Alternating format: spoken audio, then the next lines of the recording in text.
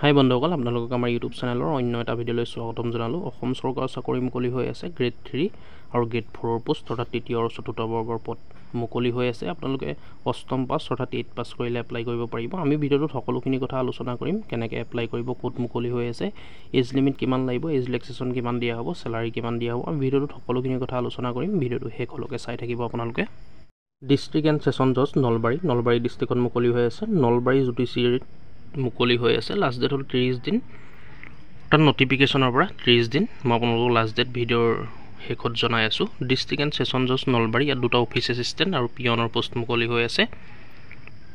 Nalbari under the establishment of district legal service authority cum ADR centre Nalbari. Interest and eligible candidates may apply here. Nalbari judiciary recruitment 2024 প্ৰথম পোষ্টটো মুকলি হৈ আছে office এছিষ্টেণ্টৰ। Total post এটা আছে। ইয়াৰ কাৰণে পে' কৰা হ'ব পাৰমেণ্ট 15,000 টকা পাৰ মন্থ দিয়া হ'ব। এডুকেশ্যনেল কোৱালিফিকেশ্যন বিচৰা হৈছে ইয়াৰ কাৰণে গ্ৰেজুৱেট ইন এনি ষ্ট্ৰীম। আপোনালোকে আৰ্টছ, কমাৰ্চ, ছায়েন্স যিকোনো ষ্ট্ৰীমৰ পৰা পাছ কৰিলে অৰ্থাৎ গ্ৰেজুৱেশ্যন কৰিলে এপ্লাই কৰিব পাৰিব। আৰু লগতে 1 year ডিপ্ল'মা লাগিব, এবছৰৰ কম্পিউটাৰ ডিপ্ল'মা থাকিব লাগিব। 1 year diploma in computer education for the post of office assistant. Office এছিষ্টেণ্টৰ পোষ্টটোৰ কাৰণে এপ্লাই কৰিবলৈ হ'লে আপোনালোকৰ এবছৰৰ কম্পিউটাৰ ডিপ্ল'মা থাকিব লাগিব। 2 নম্বৰ পোষ্টটো পিয়নৰ ওলাই আছে। টোটেল পোষ্ট ওলাই আছে এটা। ইয়াৰ কাৰণে পে' কৰা হ'ব পাৰ মন্থ 10,000 অৰ্থাৎ 10,000 টকা পাৰ মন্থ দিয়া হ'ব। ইয়াৰ কাৰণে এডুকেশ্যন কোৱালিফিকেশ্যন মিনিমাম 8 পাছ বিচৰা হৈছে। 8 পাছ কৰিলে আপোনালোকে এপ্লাই কৰিব পাৰিব। এজ লিমিট 18 বছৰৰ পৰা 38 বছৰলৈকে পাৰিব। আৰু ইয়াৰ কাৰণে এজ ৰিলেক্সেশ্যনো দিয়া হ'ব চৰকাৰী ৰুল অনুসৰি। যেনেকৈ OBC MOBC কাৰণে 3 বছৰ থাকে এজ ৰিলেক্সেশ্যন, আৰু SC ST কেণ্ডিডেটৰ কাৰণে 5 বছৰ থাকে। How to apply for Nalbari judiciary recruitment. Apply কেনেকৈ কৰিব, ইয়াৰ কাৰণে আপোনালোকে অফলাইন মাধ্যমেৰে এপ্লাই কৰিব লাগিব। আগৰ ভিডিঅ'বিলাকত মই আপোনালোকক জনাই আছোঁ কেনেকৈ জুডিচিয়াৰী পোষ্টৰ কাৰণে এপ্লাই কৰিব লাগে। ভালেমান ডিষ্ট্ৰিক্টত মুকলি হৈ আছে, আপোনালোকে যদি চোৱা নাই চাই ল'ব। ইয়াৰ কাৰণে এখন ষ্টেণ্ডাৰ্ড ফৰ্ম ডাউনলোড কৰিব লাগিব, যিখনৰ লিংক আপোনালোকে ভিডিঅ' ডিছক্ৰিপশ্যনত পাই যাব। আপোনালোকে ভিডিঅ' ডিছক্ৰিপশ্যন ভিজিট কৰিব, তাত সকলোখিনি লিংক পাই যাব।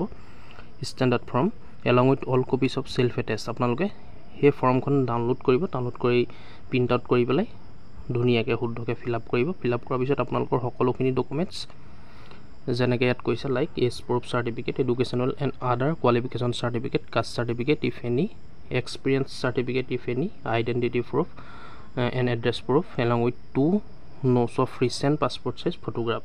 দেখিলে আপোনালোকে কি কি বিচাৰিছে, এজ প্ৰুফ চাৰ্টিফিকেট দিব, এডুকেশ্যনেল চাৰ্টিফিকেটখিনি দিব, আৰু যদি অন্যান্য কোৱালিফিকেশ্যন আছে তাৰ চাৰ্টিফিকেটো দি দিব যদি আছে, কাষ্ট চাৰ্টিফিকেট দি দিব যদি আছে, আপোনালোকৰ এক্সপিৰিয়েঞ্চ চাৰ্টিফিকেট যদি আছে দি দিব, আইডেণ্টিটি প্ৰুফ দি দিব, আধাৰ কাৰ্ড বা ভোটাৰ কাৰ্ড কিবা এটা, এড্ৰেছ প্ৰুফৰো দি দিব, পান কাৰ্ড হওক, ভোটাৰ কাৰ্ড হওক, আধাৰ কাৰ্ড হওক, আপোনালোকে যিকোনো এটা ডকুমেণ্টছ দি দিব, আৰু ৰিচেণ্ট পাছপৰ্ট চাইজ 2 কপি দিব ফটোৰ।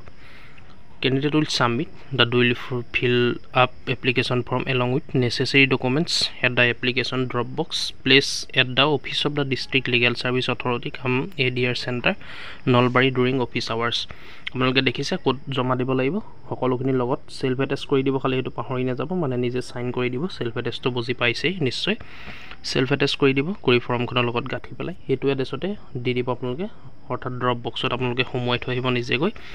Office of the district legal service authority cum ADR centre Nalbari during office hours. অফিচৰ সময়ত মানে 9টা বা 3টা 4টাৰ ভিতৰত দিব, অফিচ খোলা সময়ত। ড্ৰপ বক্সত আপোনালোকে ভৰাই থৈ আহিব। The application should be address to the district and session জজ cum chairman district legal service authority Nalbari. দেখিছে আপোনালোকে এইটো এড্ৰেছটো মই কৈছোঁ আপোনালোকক। Last date of submission of application form is 30 days from the date of publication.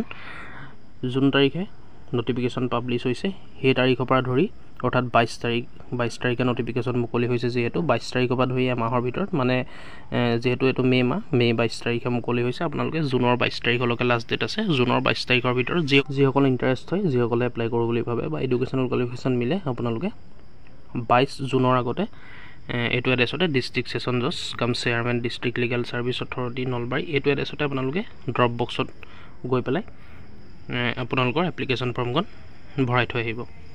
এইটো এড্ৰেছলৈ গুচি গ'লে হ'ল, আপোনালোকে এইটো এড্ৰেছত গ'লে পাই যাব, ড্ৰপ বক্সত ভৰাই থৈ আহিলে হ'ল।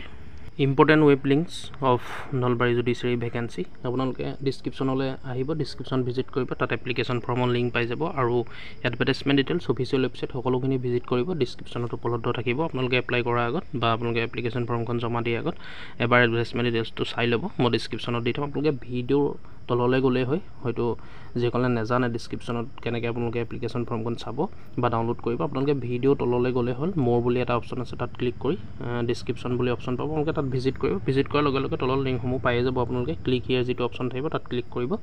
ক্লিক কৰাৰ লগে লগে এপ্লিকেশ্যন ফৰ্মখন আপোনালোকৰ PDF হৈ মোবাইলত ছেভ হৈ যাব আৰু এডভাৰটাইজমেণ্ট ডিটেইলছ অফিচিয়েল ৱেবছাইট সকলোখিনি ভিজিট কৰিব। গতিকে বন্ধুসকল, যিকোনো ইণ্টাৰেষ্ট হয় 22 জুনৰ আগতে অতি সোনকালে এপ্লাই কৰি দিব। ভিডিঅ'টো ইমানেই আছিলে, ভিডিঅ'টো শ্বেয়াৰ কৰিব যাতে সকলোৱে গম পায় আৰু ভিডিঅ'টো চাই যদি ভাল পালে অলপো সহায় হ'ল বুলি ভাবে লাইক এটা কৰিব আৰু কিবা সুধিবলগীয়া থাকিলে নিশ্চয় কমেণ্ট কৰি জনাব আৰু এনেকুৱা ধৰণৰ আপডেটবোৰ পাই থাকিবলৈ আমাৰ ইউটিউব চেনেলটো ছাবস্ক্ৰাইব কৰি ল'ব, ছাবস্ক্ৰাইব কৰিবলৈ পাহৰি নাযাব।